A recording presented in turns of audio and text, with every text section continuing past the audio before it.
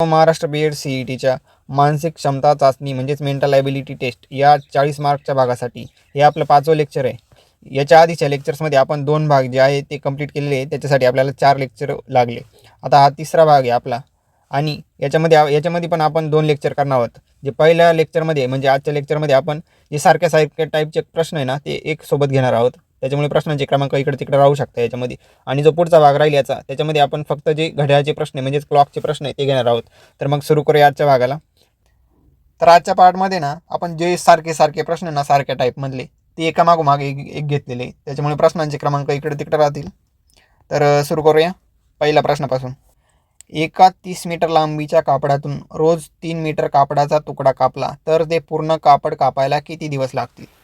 ठीक आहे. किती मीटर? 30 मीटरचं कापड दिलं आहे. हे झालं 30 मीटरचं कापड. समजून घ्या फक्त की आहे 30 मीटरचं. आणि काय दिलं आहे? रोज 3 मीटर कापडाचा तुकडा कापला.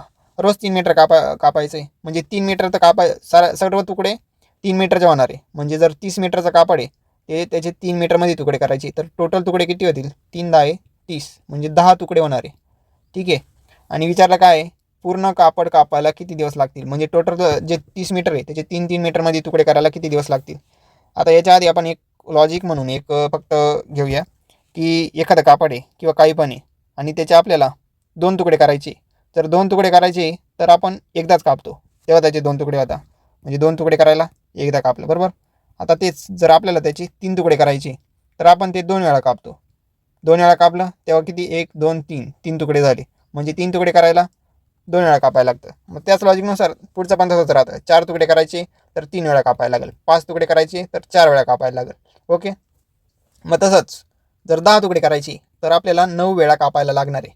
आणि त्यांनी काय सांगितलं आहे की रोज 3 मीटर कापायचं आहे. म्हणजे रोज एकदाच कापायचे. मग जर 9 वेळा कापायचं आहे तर 9 वेळा कापायला 9 दिवस लागणार आहे मित्रांनो. आणि तेच आपलं योग्य उत्तर आहे. 9 वेळा कापलं तर 10 तुकडे होणार. ओके. 9 हे आपलं योग्य उत्तर आहे. पुढचा प्रश्न बघूया. हा प्रश्न जर समजला नसेल ना मागचा तर पुढचा बघून घ्या, कारण तो पण सारखाच आहे त्याच्या. तर काय आहे? एका 30 मीटर लांबीच्या कापडातून रोज 6 मीटर कापड कापले जात असेल तर ते पूर्ण कापड कापायला किती दिवस लागतील? आता परत 30 मीटरचं कापड घेतलं आपण. ओके. हे झालं 30 मीटरचं कापड. रोज किती? 6 मीटर कापायचं आहे. म्हणजे सर्व तुकडे 6 मीटरचेच होणार आहे. मग जर 30 मीटरचं कापड आहे आणि सर्व तुकडे 6 मीटरचे होणार आहे तर तुकडे किती होतील बघा? 6 पंच 30 म्हणजे 5 तुकडे होणार आहे. आणि आता मागच्या लॉजिकनुसार किती काय काय होतं लॉजिक? 2 तुकडे करायचे तर 1 वेळा कापायला लागेल. 3 तुकडे करायचे तर 2 वेळा कापायला लागेल. मग तसंच 5 तुकडे करायचे तर किती? 4 वेळा कापायला लागेल. मग 4 वेळा कापायचं आहे आणि दिलं काय त्यांनी? रोज 6 मीटरच कापायचं आहे. म्हणजे रोज एकच वेळा कापायचं आहे. मग जर 4 तुकडे करायचे आपल्याला तर 4 तुकडे करायला 4 दिवस लागणार आहे मग आपल्याला. ओके. मग 4 आहे का ऑप्शन? आहे. मग हेच आपलं योग्य उत्तर आहे. जेव्हा 4 वेळा कापणार तेव्हा 5 तुकडे होणार. ओके. आणि ते 5 तुकडे किती? 6 मीटरचे. ओके. पुढचा प्रश्न बघूया. हा पण त्याच्यासारखाच आहे. एका 20 मीटर लांबीच्या कापडातून रोज 2 मीटर कापडाचा तुकडा कापला तर ते पूर्ण कापड कापायला किती दिवस लागतील? आता 20 मीटर थोडंसं छोटं केलं फक्त कापड. 20 मीटरचं कापड आहे झालं. आणि अजून काय दिलं आहे? रोज 2 मीटर कापायचं आहे. म्हणजे सर्व तुकडे 2 मीटरचे राहणार आहे. मग जर 20 मीटरचं कापड आहे आणि सर्व तुकडे 2 मीटरचे राहणार आहे तर तुकडे किती होणार आहे? बेदा आहे 20 म्हणजे 10 तुकडे होणार आहे. आता मागच्याच लॉजिकनुसार काय? 2 तुकडे करायला 1 वेळा कापायचं, 3 तुकडे करायला 2 वेळा कापायचं. मग आता इथं 10 तुकडे करायचे तर किती? 9 वेळा कापायला लागणार आहे. 9 वेळा कापायचं. रोज सारखंच कापायचे. म्हणजे रोज 2 मीटर कापायचं म्हणजे रोज एकदाच कापायचं आहे. मग जर रोज एकदाच कापायचं आहे आणि 9 वेळा कापायला लागणार आहे आपल्याला, मग किती? 9 दिवस लागणार आहे. मग हे 9 आहे का ऑप्शन? आहे. हेच आपलं योग्य उत्तर आहे. पुढचा प्रश्न बघूया. आता हे गोळ्यांचे प्रश्न आहे. हे पण त्याच्यासारखंच आहे. काय आहे प्रश्न मग बघूया. जर डॉक्टरांनी तुम्हाला 6 गोळ्या दर अर्ध्या तासाने 1 याप्रमाणे घ्यायला सांगितल्या तर सर्व संपवण्यासाठी तुम्हाला किती वेळ लागेल? 6 गोळ्या दिले. मी 6 गोळ्या खाली काढून घेतो. 1 2 3 4 5 आणि 6 या झाल्या 6 गोळ्या. आता काय सांगितले? दर अर्ध्या तासाने 1 घ्यायची. दर अर्ध्या तासाने 1 म्हणजे या 2 गोळ्यांमध्ये अर्ध्या तासाचं अंतर आहे. या 2 गोळ्यांमध्ये अर्ध्या तासाचं अंतर आहे. तसंच पुढे अर्धा अर्धा अर्धा अर्धा झालं. या 6 गोळ्या झाल्या. 1 2 3 4 5 6 6 गोळ्या झाल्या. विचारलं काय? वेळ किती लागणार आहे? मग आता ही वेळ किती झाला ते बघूया. बघा, अर्धा आणि अर्धा, हा 1 तास झाला, प्लस हा अर्धा 1 तास झाला, आणि हा पुढचा अर्धा उरला, बरोबर. मग हे 2 1 आणि 1 2, आणि हा पुढचा अर्धा, म्हणजे टोटल किती झाली, 2.5 तास लागणार आहे. 2.5 तास आहे का ऑप्शन, हे बघा आहे. आता याच्यामध्येच तुम्ही नंबर घेऊन पण ॲन्सर देऊ शकता. कसं काय बघा, समजा इथं 1 वाजला होता जेव्हा पहिली गोळी घेतली तेव्हा, आणि सांगितलं काय दर अर्ध्या तासाने एक घ्यायची, म्हणजे इथं ही कधी घेतली असेल मग 1:30 वाजता, 1 नंतर 1:30 वाजता घेतली, 1:30 नंतर 2ला, 2 नंतर 2:30ला, 2:30 नंतर 3ला, 3 नंतर 3:30ला. आणि या प्रकारे मोजलं तर बघा 1 ते 2, 2 ते 3, 1 ते 3 घेतला ना तर हे झाले 2 तास. 1 ते 3 मधले 2 तास, आणि 3 ते 3:30 हा झाला अर्धा तास. मग 2 आणि अर्धा किती, तर 2.5 तास. तेच ऑप्शन येतं. ज्या पद्धतीने सोपं वाटेल त्या पद्धतीने सोडून घ्यायचं. पुढचा प्रश्न बघूया. हा प्रश्न पण मागच्या सारखाच आहे, गोळ्यांचा जे. जर डॉक्टरांनी तुम्हाला 10 गोळ्या दर 1 तासाने घ्यायला सांगितल्या तर त्या सर्व गोळ्या संपवण्यासाठी किती वेळ लागेल. आता मी परत 10 गोळ्या काढून घेतो. 1 2 3 4 5 6 7 8 9 आणि 10 गोळ्या झाल्या. आता इथं काय दर 1 तासाने घ्यायची आहे.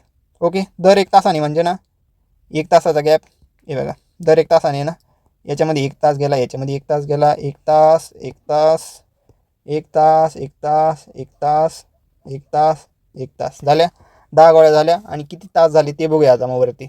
1 2 3 4 5 6 7 8 9, म्हणजे किती वेळ लागला आहे, 9 तास लागला आहे 10 गोळ्यांसाठी. हे म्हणजे तुकडे करण्यासारखंच आहे. जसं 10 तुकडे करायला 9 वेळा कापायला लागायचं, 3 तुकडे करायला 2 वेळा कापायला लागायचं, तसंच 10 गोळे घ्यायचे तर त्याला किती वेळ लागला, 9 तास लागला. आता इथं पण तुम्ही त्या लॉजिकने करू शकता की 1 घेतला समजा, इथं 2, इथं 3, इथं 4, का 1 2 3 4 कावर घेतोय, कारण दर 1 तासाने सांगितलं आहे ना, मग त्याच्यामुळे 1 नंतर 2 घेतला डायरेक्टली, 2.5 नाही घेतला. इथं 5, इथं 6, इथं 7, इथं 8, इथं 9, इथं 10. आता 1 ते 10 दिलं आहे, म्हणजे किती होत्या, 9 तास होत्या. 1 ते 2 9 तास होत्या. कसं काय, आता इथं 0 ते 10 असतं तर आपण 10 तास घेतलं असतं, पण किती 1 ते 10 आहे, त्याच्यामुळे 9 तास. कसं काय, ठीक आहे. कोणाला समजलं नसेल तर मोजून दाखवते बा. 1 तास 2 तास 3 तास 4 तास 5 तास 6 तास 7 तास 8 तास 9 तास झाले. 9 तास हे तर आपलं योग्य उत्तर आहे. पुढचा प्रश्न बघूया. रामगाव ते नांदगाव हे अंतर 100 किलोमीटर आहे. एक माणूस प्रत्येक दिवशी 10 किलोमीटर चालतो तर त्याला हे अंतर कापायला 10 दिवस लागतात. ओके, एक माणूस आहे, सॉरी 100 किलोमीटर अंतर हे धरूया, आणि एक माणूस आहे तो काय रोज 10 किलोमीटर चालतो, मग त्याला किती 10 10 100, म्हणजे 10 दिवस लागतात मग त्याला. मग त्यांनी काय दिलं आहे पुढं, जर 2 माणसं याच गतीने तेच अंतर रोज कापत असतील. आता त्यांनी 2 माणसं घेतली आणि काय रोज त्यांना याच गतीने कापता येते अंतर, म्हणजे त्यांचं पण स्पीड किती 10 किलोमीटर प्रति दिवस, हेच त्यांचं स्पीड आहे. तर त्यांना हे अंतर कापायला किती दिवस लागतील. आता मित्रांनो, एक जण असू द्या नाही तर दोन जण असू द्या, जर त्यांचं स्पीड सेमच आहे तर त्यांना पण 10 दिवस लागणार आहे 100 किलोमीटरसाठी. दुसरं काही नाही दिलं आहे त्यांनी, 10 10 100च होणार आहे ते, म्हणजे 10 दिवस लागणार आहे, कारण त्यांचं स्पीड तेच आहे, म्हणजे ब10 हे आपलं योग्य उत्तर आहे. पुढचा प्रश्न बघूया. जर एक साडी वाळायला 10 मिनटं लागत असतील तर 10 साड्या वाळायला किती वेळ लागेल. एक साडी वाळायला 10 मिनटं, हे लहान पोरं प्रश्न विचारताना तसा प्रकारचा प्रश्न आहे आपल्याला वेळेत काढण्यासाठी. एक साडी वाळायला 10 मिनटं लागतं, बरोबर. आता अशा तुम्ही किती पण साड्या टाकल्या तर त्यांना 10च मिनटं लागणार आहे, कारण त्यांनी असं नाही विचारलं की एका पाठोपाठ एक वाळायला टाकले, तर असं नाही. तर साड्या फक्त 10 मिनटं, तर काय फक्त 10 साड्या वाळायला टाकल्या तर त्यांना किती वेळ लागेल. मग किती बी साड्या असू द्या 10 मिनटं लागणार आहे. ओके, हे आपलं योग्य उत्तर आहे. पुढचा प्रश्न बघूया. हा पण आता तसाच प्रकारचा प्रश्न आहे. एका झाडावर 10 पक्षी बसले होते, त्यापैकी 4 झोपले होते. ठीक आहे, 4 झोपले होते. एका शिकाऱ्याने एका पक्षावर नेम धरून गोळी झाडली असता झाडावर किती पक्षी बसतील. आता पक्षी किती आहेत 10, झोपले किती 4, याचं काही महत्त्व नाही तसं. ठीक आहे, 10 पक्षी फक्त असं समजून घ्या, आणि 4 झोपले होते. एका शिकाऱ्याने एकावर नेम धरला, आता मारला वेळलं का तो पक्षी पडला वगैरे त्याच्याशी आपल्याला काही घेणं नाही, कारण इथं लॉजिक असं आहे की जर एक गोळी जरी कसला आवाज जरी आला तरी सर्व पक्षी झाडावरून उडून जातात. मग आता गोळी जर मारली तर काय सर्व पक्षी झाडावरून उडून जाणार आहे, म्हणजे आता एकही पक्षी उडणार नाही. हेच आपलं योग्य उत्तर आहे. पुढचा प्रश्न बघूया. गोळ्यांचा प्रश्न बघा परत. जर डॉक्टरांनी तुम्हाला 4 गोळ्या दर अर्ध्या तासाने एक याप्रमाणे घ्यायला सांगितल्या तर त्या सर्व संपण्यासाठी तुम्हाला किती वेळ लागेल. किती गोळ्या दिल्या 4. मी 4 गोळ्या खाली काढून घेतो आता. 1 2 3 आणि 4, आणि काय सांगितलं दर अर्ध्या तासाने एक, म्हणजे या दोघांमध्ये अर्धा तास गेला, याच्यामध्ये अर्धा तास गेला, याच्यामध्ये अर्धा तास गेला. झालं, सुरुवातीतून झाली होती. झालं, 4 गोळ्या संपल्या एवढ्या वेळात. मग आता काय किती वेळ लागेल असं विचारलं आहे ना, मग किती वेळ लागतोय हे बघा. अर्धा तास, अर्धा तास, 1 तास झाला. 1 तास आणि हा अर्धा, म्हणजे 1 तास आणि अर्धा तास काय किती झाला? 1.5 तास झाला. 1.5 तास आहे का ऑप्शन? आहे. हेच आपलं योग्य उत्तर आहे. पुढचा प्रश्न बघूया. हा पुढचा टाईप आहे, आता वेगळा आहे थोडंसं, पण सोपं आहे. लिंबू, वाटाणा, कलिंगड, मोसंबी व मोहरी योग्य क्रमाने लावल्यास मधोमध काय असेल? योग्य क्रमाने म्हणजे काय तर साईजनुसार आपल्याला योग्य क्रमाने लावायचं आहे. मग आता याच्यामध्ये सगळ्यात मोठं काय आणि सगळ्यात छोटं काय ते आपल्याला बघायला लागेल. मी लिहू का नंबर देऊ फक्त? बरं ठीक आहे, लिहितो. सगळ्यात छोटं काय याच्यात? लिंबू, वाटाणा, कलिंगड, मोसंबी, मोहरी. मोहरी सगळ्यात छोटा असतं. मग मी लिहितो आधी मोहरी. मोहरी सगळ्यात छोटं. नंतर काय मोहरीपेक्षा मोठं काय याच्यामध्ये? वाटाणा की लिंबू? वाटाणा. मोहरी नंतर लागतो वाटाण्याचा नंबर. वाटाण्यानंतर काय मोठं? मोसंबी की लिंबू? लिंबू मोठं आहे. मी सर्व लिहून घेतो आता, बाकी उत्तर पाहून घेऊ आपण, कारण कुठं काही पण विचारू शकता ना. लिंबू नंतर काय आहे? मोसंबी असतं मोठं लिंबूपेक्षा. मोसंबी. त्याच्यानंतर काय? कलिंगड सगळ्यात मोठं. कलिंगड. एवढं लिंबू त्याच्यापेक्षा मोठं, मोसंबी त्याच्यापेक्षा मोठं, कलिंगड तर मोठंच आहे. ठीक आहे, हे झालं. लावल्यास एक क्रमाने लावल्यास काय मधोमध काय येईल? मग आता इकडं 2 आणि इकडं 2, मध्ये काय उरतं आहे? लिंबू. हेच आपलं योग्य उत्तर आहे. खूपच डोकं लावलं, एवढं डोकं लावायची काही गरज नव्हती मला. पुढचा प्रश्न घेऊया. काय दिलं आहे? भोपळा, केळी, ज्वारी, द्राक्षे व हरभरा योग्य क्रमाने लावल्यास मधोमध काय असेल? ठीक आहे, हे पण साईजनुसार, याचा आकारानुसारच करायचं आहे, काय मोठं आहे काय छोटं आहे. मग आता याचं सगळ्यात छोटं काय आहे? ज्वारी. ज्वारीचे धान्य सगळ्यात छोटं. मग मी ज्वारी लिहितो सगळ्यात आधी. ज्वारीनंतर काय येईल? हरभरा. हरभरा ज्वारीपेक्षा मोठा साईजचा. हरभऱ्यानंतर द्राक्षे. हरभऱ्यानंतर येईल द्राक्षे. द्राक्षेनंतर काय येईल? भोपळा की केळी? केळी छोटी असती. केळी छोटी असती भोपळ्यापेक्षा. आणि मग भोपळा काय येईल? शेवट. झालं. मग काय विचारलं आहे? मधोमध काय येणार आहे? इकडे 2 आले, इकडे 2 आले, आणि मध्ये कोण उरतं आहे? द्राक्षे. म्हणजे द्राक्षे हे आपलं योग्य उत्तर आहे. पुढचा प्रश्न बघूया. आता पुढचा प्रश्न. खालीलपैकी शब्दांची निर्मितीच्या चढत्या क्रमाने रचना करा. काय दिले? खुर्ची, लाकूड, झाड, बी, झुडूप. झालं, झाडाचंच दिलं आहे सगळं. मग आता झाड निर्मिती कुठून सुरू होईल बरं? बी पासून. ठीक आहे, मी लिहून घेतो खाली बी. बी पासून झाली सुरुवात. त्याच्यानंतर काय येईल? बीचं होईल झुडूप. बी नंतर आलं झुडूप. आज झुडपानंतर झुडपाचं झालं झाड. झाडानंतर काय? झाडाचं लाकूड. आणि लाकडापासून काय तयार झाली? खुर्ची लाकडाची. झालं. एवढं सोडवायची गरज नव्हती, कारण आपल्याला ऑप्शन्समध्ये लगेच आलेलं होतं. ठीक आहे, कधी कधी नाही देत एवढं. हे बघा, बी आणि झुडूप. बी किती नंबरला आहे? 4 नंबरला आहे. नंतर काय? झुडूप. झुडूप किती नंबरचं आहे? 5 नंबरचं आहे.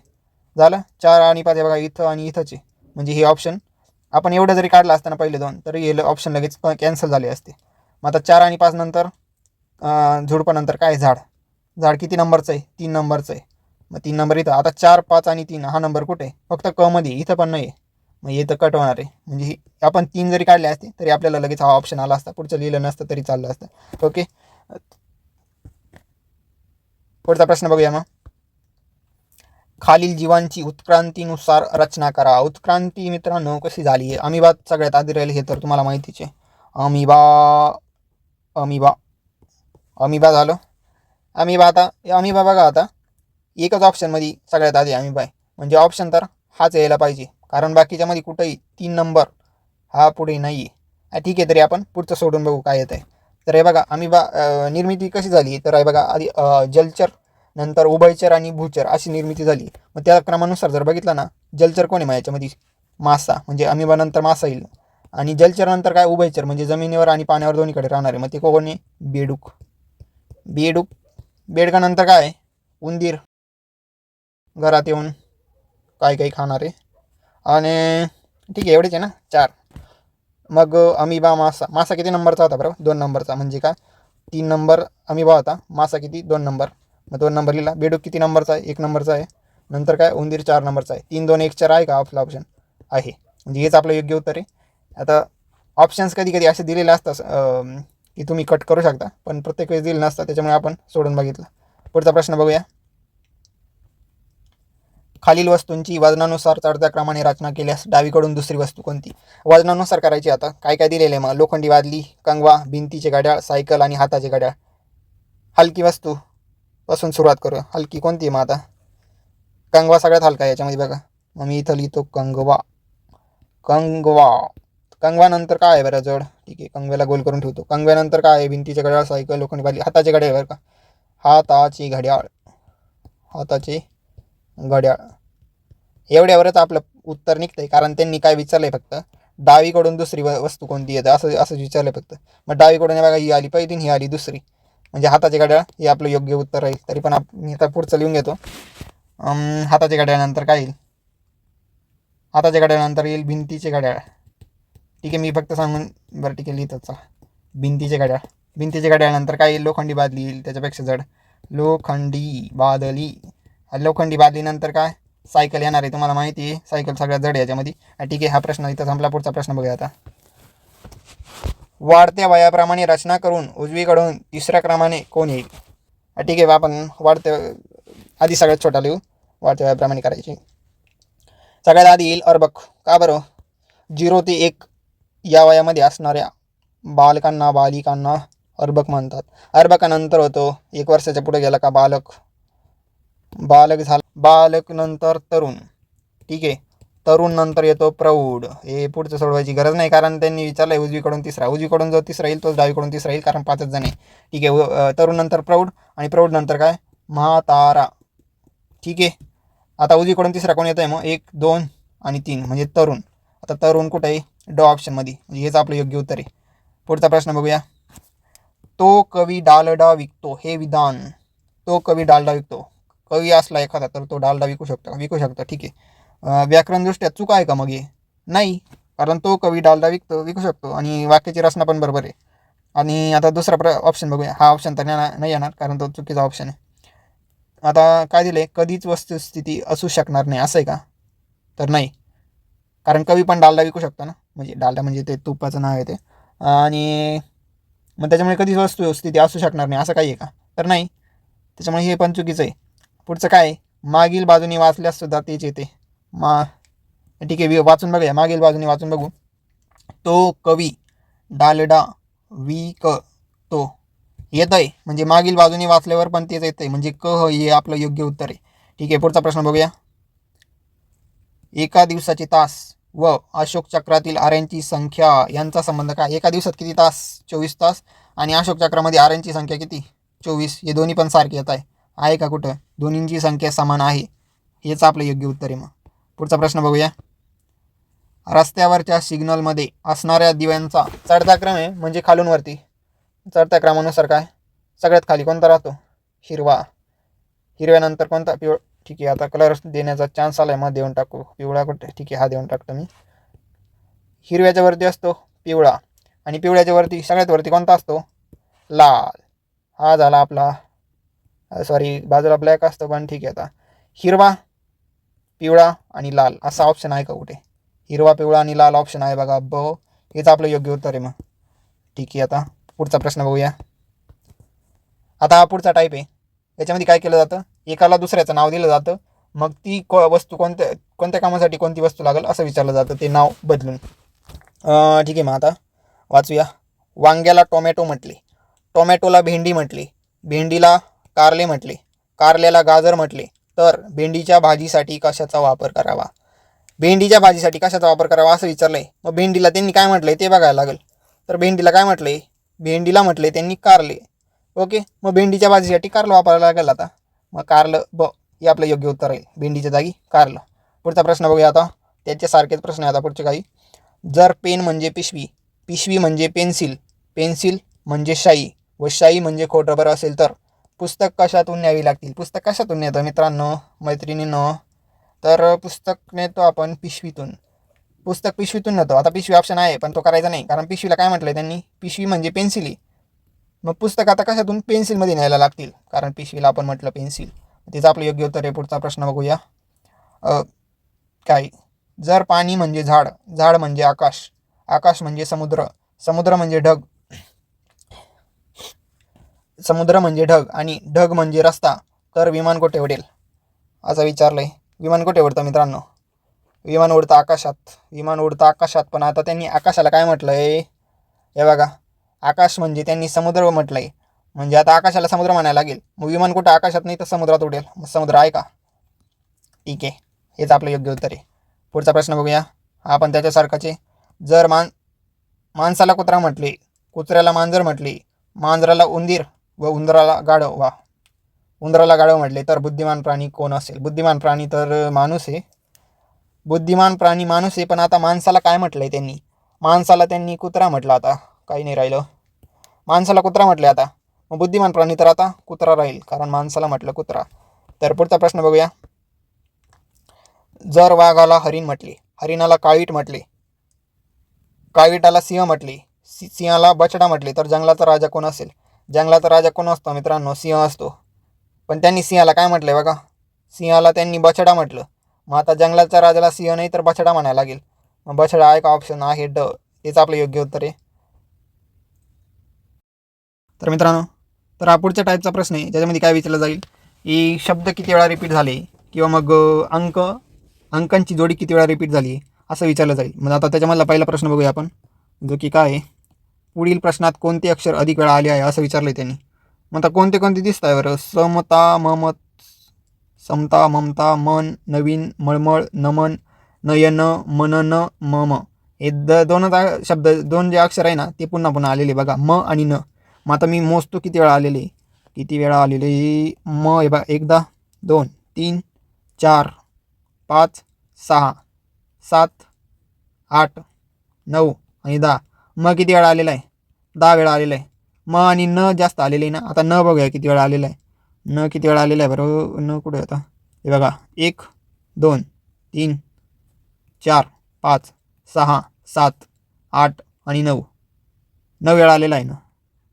मग जास्त वेळा काय काय विचारलं आहे त्यांनी? कोणते अक्षर अधिक वेळा आलेले? मग मत जास्त वेळा आलेले आहे, म्हणजे तेच आपलं योग्य उत्तर आहे. पुढचा प्रश्न बघूया.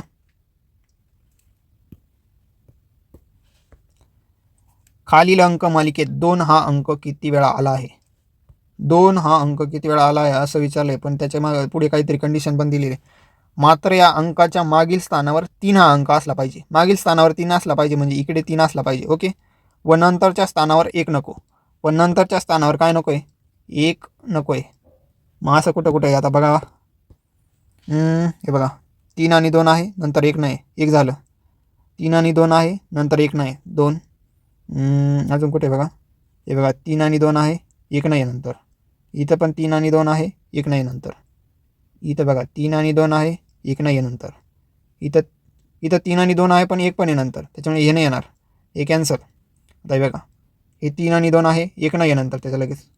मग हे किती झालेले इथे मोजूया. हे बघा, 1, 2, 3, 4, 5 आणि 6. 6 वेळा अशा प्रकारे झालेलं आहे. मग 6 ऑप्शन कुठे आहे? हा ऑप्शन आहे आपला 6. मग तिचं आपलं योग्य उत्तर आहे. पुढचा प्रश्न बघूया आता. खालील अंक मालिकेत 9 हा अंक किती वेळा आला आहे? काय विचारलंय? 9 अंक विचारलाय. आता कंडिशन काय दिली ते बघा. पण या अंकाच्या मागील स्थानावर 3 असला पाहिजे. मागील स्थानावर 3 असला पाहिजे. ठीक आहे, ओके. व नंतरच्या स्थानावर 4 नको. नंतरच्या स्थानावर 4 नको आहे. झालं. असं किती वेळा झालेलं आहे मग बघा. 3 आणि 9 आला आहे, पण नंतर 4 नाही. असं नाही, इथं 3 आणि 9 आहे, पण 4 पण आहे नंतर, त्याच्यामुळे हे नाही येणार, हे कॅन्सल. 3 आणि 9 कुठं आहे अजून? हे बघा, 3 आणि 9 आला आहे, पण त्याच्यानंतर 4 नाही, म्हणजे 1 झालं. हां, इथं 3 आणि 9 आहे, पण 4 पण आहे नंतर, हे नाही येणार मग. ओके. आता 3 आणि 9 अजून कुठं आहे? 3 आणि 9 आहे, पण 4 पण आहे नंतर, हे पण नाही येणार मग. 3 आणि 9 आहे, 4 नाही आहे नंतर, म्हणजे हे येतं आहे. किती वेळा आलं आहे बघा? 1 आणि 2, 2च वेळा आलं आहे. क 2, हेच आपलं योग्य उत्तर आहे. आता हा वेगळ्या टाईपचा प्रश्न आहे, आणि याच्यामध्ये काय केलं जातं, कोणीतरी कोणापेक्षा लहान, उंच, छोटं, जाड अशा प्रकारे दिलं जातं. आणि याच्यात काय करायचं असतं की त्याच्यावरून जे काही डेटा दिलेला आहे त्याच्यावरून आपल्याला सर्वात मोठं कोण, सर्वात लहान कोण, किंवा कोणाच्यामध्ये कोण येईल असं विचारलं जातं. तर मग पहिला प्रश्न बघूया. सुषमा ही जतीनपेक्षा मोठी आहे, ललित हा जतीन व मनिंदरपेक्षा लहान आहे, तर पुढील कोणता निष्कर्ष योग्य आहे असं विचारलं आहे. आता डेटावरून मी फक्त खाली लिहून घेतो. सुषमा ही जतीनपेक्षा मोठी आहे असं दिलं आहे. मग मी सुषमा इथं लिहितो. सुषमा ही जतीनपेक्षा मोठी आहे. मग जतीन मी खाली लिहितो, कारण जतीन छोटा आहे. जतीन झालं. नंतर पुढे पुढे काय दिलं आहे, ललित हा जतीन व मनिंदरपेक्षा लहान आहे. जतीन व मनिंदरपेक्षा लहान आहे. इथं जतीन तर आहे, पण मनिंदर आता यांच्यापेक्षा मोठा आहे की छोटा आहे त्यांनी दिलं आहे, त्याच्यामुळे मी तो बाजूला लिहून घेतो मनिंदर. ओके, मनिंदर लिहिला मी बाजूला. आणि त्यांनी काय दिलं आहे, ललित हा जतीन व मनिंदरपेक्षा लहान आहे, म्हणजे हा जतीन आणि हा मनिंदर यांच्यापेक्षा पण लहान आहे, म्हणजे तो खाली येईल जतीनपेक्षा पण, ललित. ओके, नंतर पुढे काय दिलं आहे, काही दिलेलं नाही. आता फक्त निष्कर्ष, कोणता निष्कर्ष योग्य आहे असं दिलं आहे. आता 4 जण तर त्यांनी दिले, जतीन व मनिंदर ललितपेक्षा लहान आहे हे पण दिलं आहे. मग आता सुषमा सर्वात मोठी आहे असं पहिलं त्यांनी दिलं आहे. असं येतं आहे का मग सुषमा सर्वात मोठी? आपण एक्झॅक्टली सांगू शकत नाही, कारण मनिंदर हा जो आहे तो यांच्यापेक्षा मोठा आहे की नाही ते आपल्याला दिलं नाही, आणि मग त्याच्यामुळे आपण एक्झॅक्टली सांगू शकत नाही की सुषमा सगळ्यात मोठी आहे का नाही. मग दुसरा ऑप्शन काय दिलं आहे, ललित सर्वात लहान आहे का ललित सर्वात लहान आहे. एक्झॅक्टली आपण सांगू शकतो की ललित सर्वात लहान आहे, त्याच्यामुळे हे आपलं योग्य उत्तर राहील, कारण एवढ्या डेटावरून आपल्याला एवढं कळालं आहे की ललित तर सगळ्यांपेक्षा लहान आहे. पुढचा प्रश्न बघूया.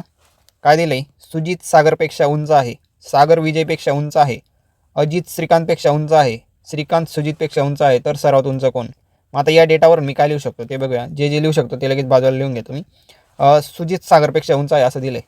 मग मी जर इथं लिहिला मी सुजित, बरोबर, सुजित सागरपेक्षा उंच आहे, म्हणजे सागर जो राहील तो सुजितपेक्षा खाली राहील. ओके, मग तो खाली लिहिला. त्याच्यापुढे काय आहे, सागर विजयपेक्षा उंच आहे. मग हा जो सागर दिला आहे ना तो विजयपेक्षा उंच आहे, म्हणजे विजय सागरच्या खाली येईल, कारण विजय सागरपेक्षा लहान येईल.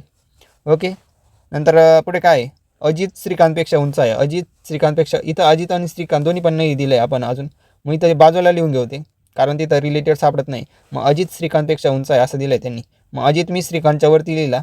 ओके, नंतर पुढे काय दिलं आहे, श्रीकांत सुजितपेक्षा उंच आहे. आता सुजित तर इथं दिलं आहे, मग त्यांनी काय दिलं आहे की श्रीकांत सुजितपेक्षा उंच आहे, म्हणजे सुजित जो आहे त्याच्यावरती येईल श्रीकांत. झालं. नंतर काय, सर्वात उंच कोण असं विचारलं आहे. आता इथं श्रीकांत तर दिलं आहे आपण, पण आपण बाजूला लिहिलं होतं की श्रीकांतपेक्षा पण उंच कोण आहे, अजित. मग आता हे 4 जण तर झाले, पण त्यांच्यावरती पण कोण आहे, इथं श्रीकांत आहे, त्याच्यावरती पण कोण आहे, अजित. काय केलं आपण फक्त हे जे इकडं इन्फॉर्मेशन दिली होती ती इकडं लिहिली, श्रीकांत हे अजित जो आहे तो श्रीकांतपेक्षा उंच आहे. मग प्रश्न काय विचारला आहे त्यांनी बघा, सर्वात उंच कोण असं विचारलं आहे त्यांनी. मग हे जर 5 जण आपण कशानुसार लिहिले, हा सर्वात छोटा आणि हा सर्वात उंच, मग त्यांच्यामध्ये काय अजितच सर्वात उंच येतोय. मग अजित हेच आपलं योग्य उत्तर आहे. पुढचा प्रश्न बघूया आता. राम श्यामपेक्षा उंच आहे, श्याम राघवपेक्षा उंच आहे, पण रमेशपेक्षा लहान आहे. रमेश रामपेक्षा उंच आहे, तर सर्वात बुटका कोण असं विचारलं आहे. या डेटावरून खाली लिहून घेतो मी फक्त. आता राम श्यामपेक्षा उंच आहे एवढं त्यांनी दिलं आहे, मग मी तर राम लिहितो. सॉरी, थांबा. राम श्यामपेक्षा उंच आहे, राम लिहिला मी. तो श्यामपेक्षा उंच आहे, म्हणजे श्याम रामपेक्षा छोटा आहे, मग तो खाली लिहिला मी. नंतर काय, श्याम राघवपेक्षा उंच आहे, पण रमेशपेक्षा लहान आहे. आता श्याम जो आहे हा तो राघवपेक्षा उंच आहे, पण रमेशपेक्षा लहान आहे. आता मग रमेश याच्यावरतीच येणार आहे कुठंतरी, पण तो रामपेक्षा मोठा आहे का छोटा आहे ते आपल्याला माहीत नाही, त्याच्यामुळे मी बाजूला फक्त असं करून इथं रमेश लिहून घेतो. का बरं, कारण श्याम राघवपेक्षा उंच आहे पण रमेशपेक्षा लहान आहे. ठीक आहे, मग आता श्याम झाला रमेशपेक्षा लहान, फक्त तो रामपेक्षा मोठा आहे का नाही ते राहिलं आहे आता बघायचं. दिलं आहे बघा, रमेश रामपेक्षाही उंच आहे, म्हणजे हा जो रमेश आहे ना श्यामपेक्षा तर आहेच उंच. आता काय अजून काय इन्फॉर्मेशन दिली तर रामपेक्षा पण उंच आहे, मग रमेश यांच्या पण वरती येईल अजून. झालं, तर सर्वात बुटका कोण असं विचारलं आहे त्यांनी. मग सर्वात खाली कोण आहे, राघव, म्हणजे राघव हेच आपलं योग्य उत्तर आहे. आणि सर्वात उंच कोण राहील, रमेश. ओके, आता हा जो प्रश्न आहे हा आता पुढच्या टाईपमध्ये, या टाईपमध्ये काय रांग दिलेली असते, त्याच्यामध्ये डाव्या बाजूला किती मुलं आहे, उजव्या बाजूला किती मुलं आहे, ते एक तर काढायचं असतं नाही तर दिलेलं असतं. आणि मग जर कोणाच्या डाव्या बाजूला उजव्या बाजूला एवढी मुलं आहेत तर मग त्याचा कितवा क्रमांक आहे असं विचारलं जातं. तर मग बघूया याच्यामधला पहिला प्रश्न. मुलांच्या रांगेत उजवीकडून 7व्या क्रमांकावर तर डावीकडून 4थ्या क्रमांकावर रवी उभा आहे, तर रांगेत एकूण किती मुले आहेत? मग याच्यामधून काय लिहू शकतो मी आता या डेटावरून, मुलांच्या रांगेत उजवीकडून 7व्या क्रमांकावर येतो, म्हणजे उजवीकडून जर आलं तर तो 7व्या क्रमांकावर येतो. आता तो जर 7व्या क्रमांकावर येतो उजवीकडून, म्हणजे त्याच्या उजवीकडे किती 6 मुलं झाले तेव्हा तो 7व्या क्रमांकावर आला आहे. आणि पुढे काय दिलं आहे तर डावीकडून 4थ्या क्रमांकावर येतो रवी, डावीकडून 4थ्या क्रमांकावर आहे, म्हणजे इकडून जर आलं तर तो किती 4थ्या क्रमांकावर आहे. आता तो जर 4था आहे म्हणजे त्याच्या आधी इकडं 3 जण बसलेले आहे आधी. ओके, मग काय विचारलं आहे तर रांगेत एकूण किती मुले आहेत असं विचारलं आहे. आता रांगेत एकूण किती मुले ते काढण्यासाठी काय, रवीच्या उजव्या आणि डाव्या बाजूला किती आहे ते आधी काढायला लागते. हे बघा, डाव्या बाजूचे 3, उजव्या बाजूचे 6 आणि 3 हे तर 9 झाले.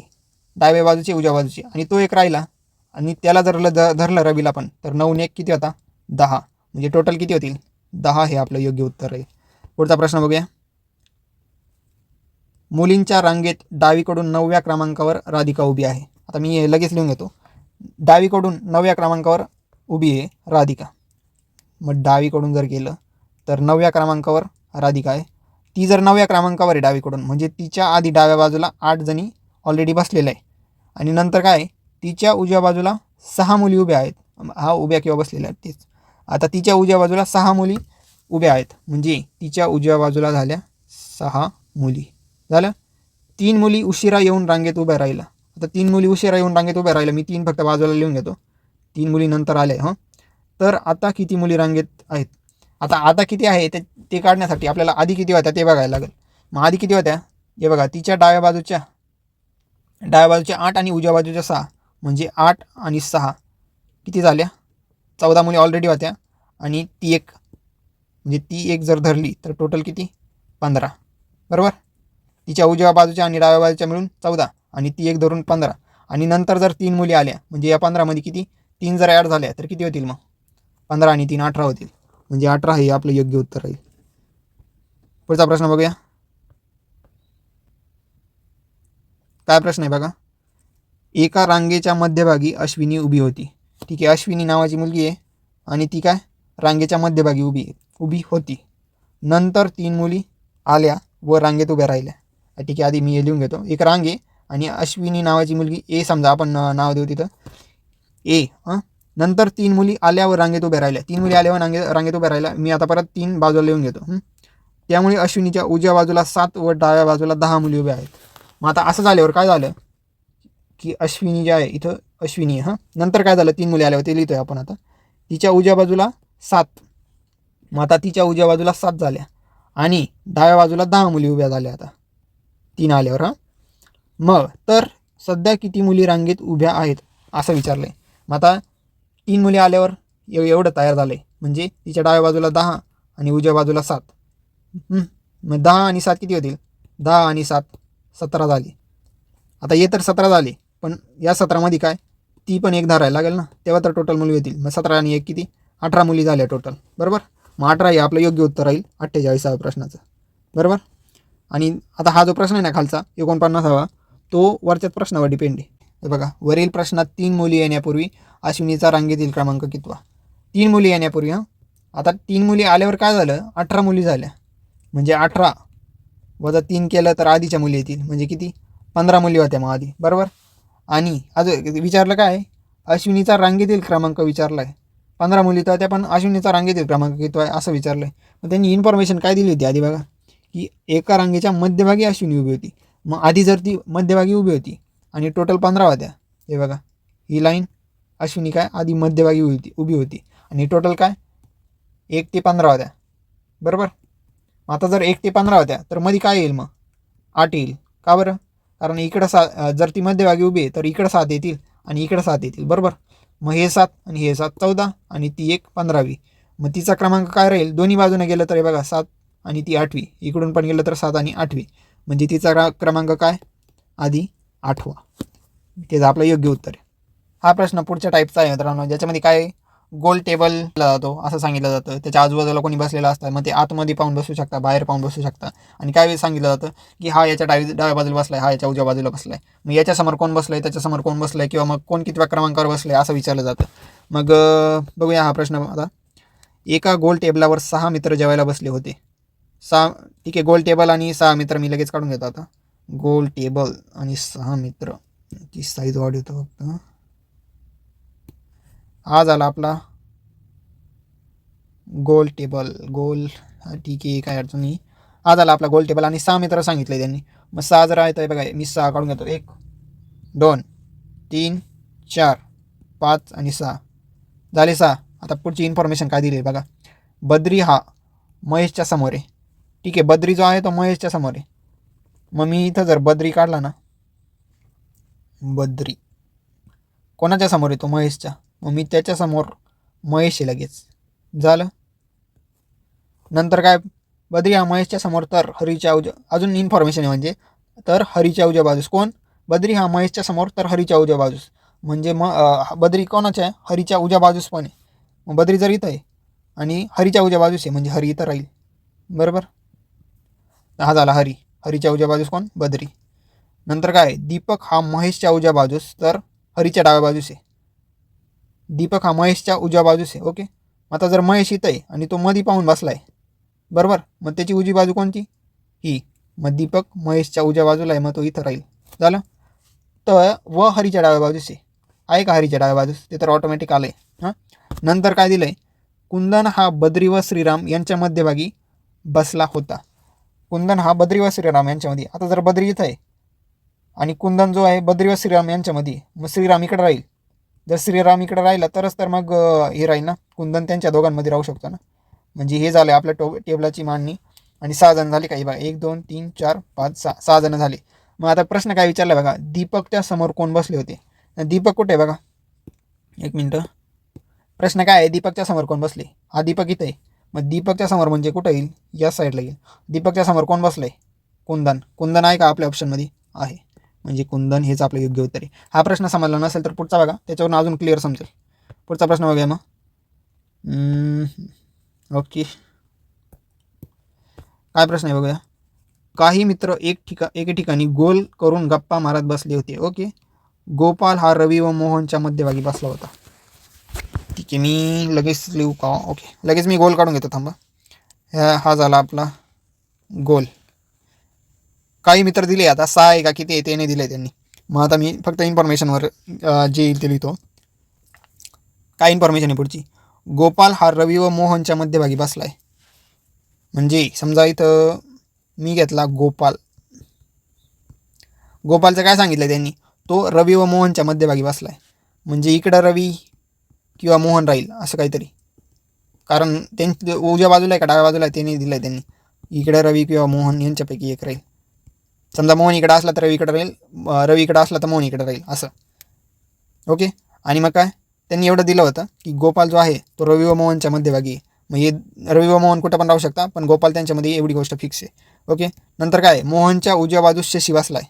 आता मोहन, हे बघा मित्रांनो, मोहन जर इथं असला ना तर त्याच्या उजव्या बाजूस शशी राहू शकत नाही, कारण ऑलरेडी गोपाल बसला आहे. म्हणजे मोहन इथं राहणार नाही. मग म्हणजे मोहन इथं नाही आहे, मग त्याला कट करून टाकू. पण मोहन इथं नाही आहे, मग कुठे आहे, मोहन या बाजूला आहे.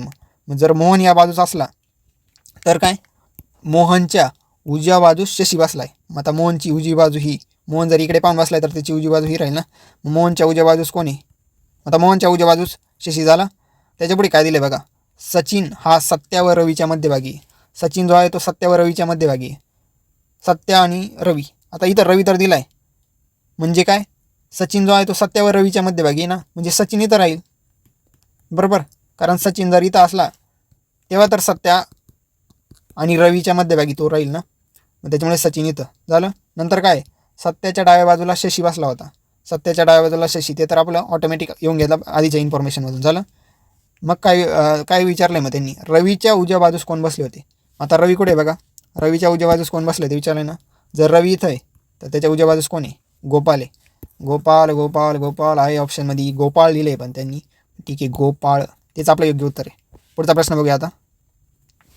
हा मनात घेणारा संख्या आहे बघा. असे प्रश्न तुम्हाला कोणीतरी विचारले असतील. माझ्या मनात मी एक संख्या धरली आहे, त्यामध्ये 4 ही संख्या 7 वेळा मिसळली तर बेरीज 38 येते. ठीक आहे, इन्फॉर्मेशनवरून मी लिहून घेतो. माझ्या मनात एक संख्या धरली, मी तिला एक्स म्हटलं समजा, एक्स. ओके, त्यामध्ये 4 ही संख्या 7 वेळा मिसळली. 4 ही संख्या 7 वेळा म्हणजे काय, तर 4 गुणिले 7, 4 ही संख्या 7 वेळा, 4 × 7 = 28 होत्या. मिसळली म्हणजे काय, ॲड केली तर बेरीज 38 येते. यांची काय बेरीज 38 येते. झालं. तर माझ्या मनात मी संख्या कोणती संख्या धरली होती, म्हणजे एक्स विचारलं आहे. आता एक्स प्लस 4 × 7 किती होत्या, 28 = 38. हा 28 इकडे प्लस आहे, तिकडे मायनस होईल, म्हणजे एक्स = 38 - 28 येईल, आणि म्हणजे ते किती 10 येतं. म्हणजे काय संख्या मनात धरली होती, तर 10. 10 हा एक ऑप्शन आहे. हेच आपलं योग्य उत्तर आहे मित्रांनो. हा जो आहे ना तो पुढच्या टाईपचा प्रश्न आहे. म्हणजे याच्यामध्ये काय केलं, या टाईपमध्ये काय केलं जातं की गणितीय प्रक्रियांच्या चिन्हांची अदलाबदल केली जाते.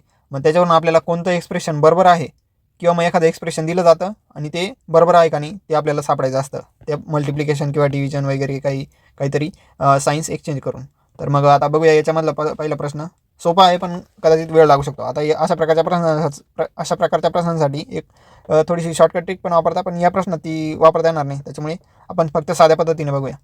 तर काय प्रश्न आहे मग, जर वजा म्हणजे बेरीज करणे, बेरीज म्हणजे वजा करणे, इथं काहीच दिलेलं नाही. इथं ॲक्च्युली ना गुणाकार म्हणजे भागाकार करणे हां, आणि भागाकार म्हणजे गुणाकार मानले तर खालीलपैकी कोणते समीकरण बरोबर आहे. आधी काय दिलं आहे त्यांनी ते मी लिहून घेतो फक्त. तर त्यांनी काय वजा म्हणजे बेरीज सांगितलं आहे, बेरीज म्हणजे वजा सांगितलं आहे, मल्टिप्लाय म्हणजे डिवाईड आणि डिवाईड म्हणजे मल्टिप्लाय असं सांगितलं आहे. मग याच्यानुसार अशी जर अदलाबदल केली तर यांच्यापैकी कोणतं एक्सप्रेशन बरोबर येईल असं दिलं असं विचारलं आहे.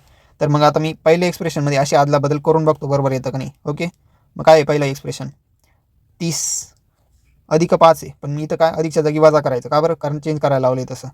मग वजा 5, आता इथं पुढं काय आहे वजा दिलेलं आहे, मग त्या वजाचं काय होईल, त्या वजाचं अधिक करतो मी. नंतर काय आहे 4, 4 नंतर काय इथं भागाकार आहे, पण भागाकारच्या जागी काय आपल्याला करायचं आहे गुणाकार, गुणाकार घेतला.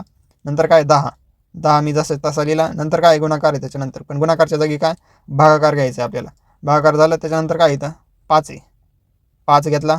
मग आता याची ॲन्सर 38 येतं का ते आपल्याला व्हेरीफाय करायला लागेल. जर हे व्हेरीफाय झालं तर ते आता आपलं योग्य उत्तर आहे. मग तुम्हाला जर बोर्ड मास्टर रूल माहिती असेल तर ठीक आहे. आता एकदा परत सांगूनच जाऊया. बोर्ड मास म्हणजे काय, आधी काय असे एक्सप्रेशन असले त्याच्यामध्ये काय सोडवायचं, आधी ब्रॅकेट सोडवायचं असलं तर त्याच्यानंतर डिव्हिजन म्हणजे भागाकार, मल्टिप्लिकेशन म्हणजे डिव्हिजन म्हणजे भागाकार, मल्टिप्लिकेशन, त्याच्यानंतर एम म्हणजे मल्टिप्लिकेशन, ए म्हणजे ॲडिशन, एस म्हणजे सबस्ट्रॅक्शन आणि बी म्हणजे ब्रॅकेट. तर मग या रूलनुसार जर बघितलं ना, आधी आपण हे डिव्हिजन आहे ना ते सोडून घेऊ. मग 10 डिवाइड बाय 5, 10 डिवाइड बाय 5 ते किती येतं 2 येतं. बाकी इकडं काय आहे, मग इकडे 4 आहे आणि इकडे काय 30 वजा 5 आहे. 30 वजा 5चं काय होईल बरं, 30 वजा 5 25 होतील आणि हा प्लस 4 आहे तो प्लस तसाच लिहिला मी. ओके, मग याचं काय येईल 4 दुने 8 येतं. मग 25 अधिक 8 इक्वल टू 38 येतं का. 25 अधिक 8 किती होत्या 33 होत्या. 33 इज नॉट इक्वल टू 38, म्हणजे पहिला ऑप्शन तर रॉंग आहे. ओके, मग आता आपण पुढचा ऑप्शन चेक करूया. पुढचा ऑप्शन काय आहे, पुढचं एक्सप्रेशन काय आहे ते बघूया. 30 अधिक मी हे फक्त खाली लिहून घेतो. आता इथं काय दुसऱ्या एक्सप्रेशनमध्ये अधिक आहे, अधिकच्या जागी काय करायचं वजा करायचं आहे. वजा नंतर 5 नंतर परत काय आहे अधिक आहे, तिथं परत काय वजा करायचं. आता वजा 4 झाल्यावर त्याच्यापुढे काय आहे वजा आहे. आता वजाच्या जागी काय अधिक करायचं आहे आपल्याला. नंतर काय 10 मी घेतला जसं तसा. नंतर काय आहे गुणिले म्हणजे मल्टिप्लाय, पण मल्टिप्लायचं काय करायचं आपल्याला डिवाईड करायचे. नंतर काय 5 मी जसं तसा लिहिला इज इक्वल टू काय दिलं आहे 23. आता हे एक्सप्रेशन व्हेरीफाय होतं आहे का बघा. पुन्हा बोर्ड मास्टर रूलनुसार आधी काय सोडवायचं डिव्हिजन सोडवायचं, म्हणजे हे सोडून घेऊ. इथं परत काय येईल 10 डिवाइड बाय 5 म्हणजे 5 दुने 10 येतं, त्याच्यामुळे इथं 2 येणार आहे. आणि मग इकडे काय अजून 30 वजा 5 आहे. 30 वजा 5 किती होत्या 25 बरोबर, 25 आहे आणि वजा काय 4 आहे. ओके, आता इज इक्वल टू काय इकडं 23. 25 वजा 4 किती होत्या 21 होत्या. अधिक काय पुढं 2 येतं आहे का 23 येतं आहे. 21 अधिक 2 किती येतं 23, म्हणजे जो ऑप्शन 2 दिलेला आहे तो व्हेरीफाय होतो आहे, इक्वल येतं आहे, त्याच्यामुळे तोच आपलं योग्य उत्तर आहे. Okay, option B is correct answer. तर मग काय आहे पुढचा प्रश्न, हा त्याच्यासारखा जे त्याच्यापेक्षा सोपा आहे. आणि काय दिलं आहे, जर मल्टिप्लाय म्हणजे डिवाईड आहे, मायनस म्हणजे मल्टिप्लाय करायचं आहे, डिवाईड म्हणजे प्लस करायचं व प्लस म्हणजे मायनस करायचं, ही परिभाषा वापरली तर 3 वजा 15 डिवाईड बाय 11 गुणिले 8 ब्रॅकेट गुणिले 8 आहे प्लस 7 अधिक 7 इज इक्वल टू किती येईल.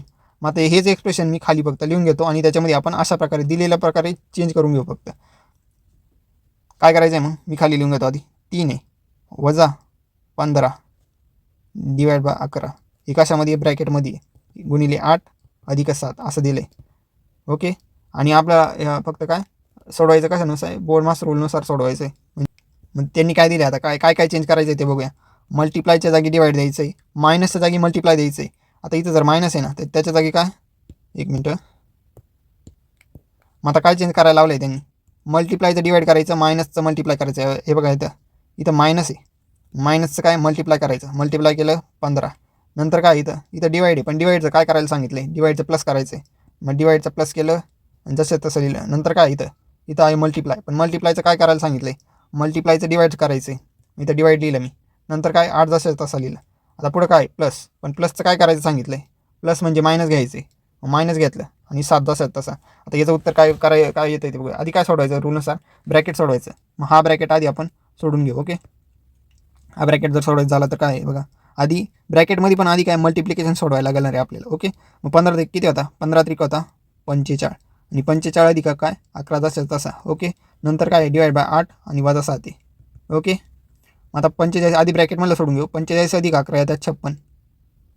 56 डिवाइड बाय 8 वजा 7. ओके, की आता बोर्ड मास रूलनुसार आधी डिव्हिजन आपल्याला सोडून घ्यायला लागेल, नंतर सबस्ट्रॅक्शन सोडवायला लागेल. आता हे डिव्हिजन केलं तर काय होईल, 56 डिवाइड बाय 8 दिलेलं आहे, म्हणजे किती 8 7 56 होत्या, म्हणजे इथं काय येईल 7 आणि पुढचा तर ऑलरेडी 7 आहे. मग 7 वजा 7 काय 0 येतं. 0 आहे का आपल्या ऑप्शनमध्ये कुठं आहे, म्हणजे अ हे आपलं योग्य उत्तर राहील. पुढचा प्रश्न बघूया आता. हा पण त्याच्यासारखाच प्रश्न आहे.